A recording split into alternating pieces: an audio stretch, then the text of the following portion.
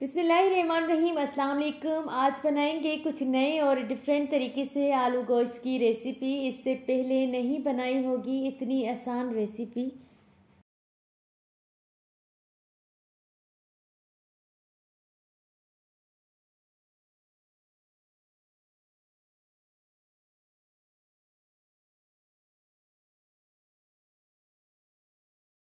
Just 2 minute की इस video में देखें पूरी रेसिपी, इतनी आसान और मज़ेदार रेसिपी।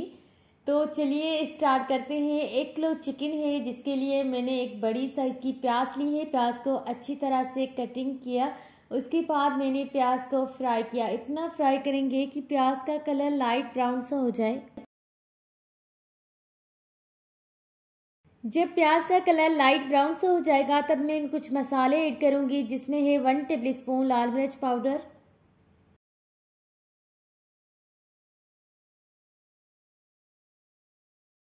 1 टेबल स्पून हल्दी पाउडर, 1 टेबल स्पून गरम मसाला पाउडर है, 1 टेबल स्पून कोरिएंडर पाउडर है। ये सब मसाले डालने के बाद हम आलू डालेंगे, अच्छी तरह से मिक्स करेंगे। 2 से 3 मिनट के लिए आलू को फ्राई करते हैं।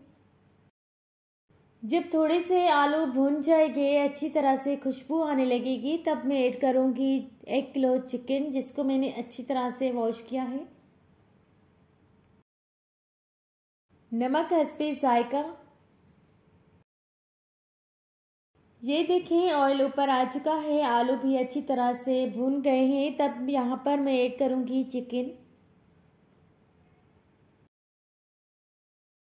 चिकन डालने के बाद आलू और चिकन को अच्छी तरह से मिक्स करेंगे, भूनेंगे 4 से 5 मिनट के लिए। यहाँ पर मैंने ऐड किया है 1 टेबल स्पून लहसुन अदरक का पेस्ट।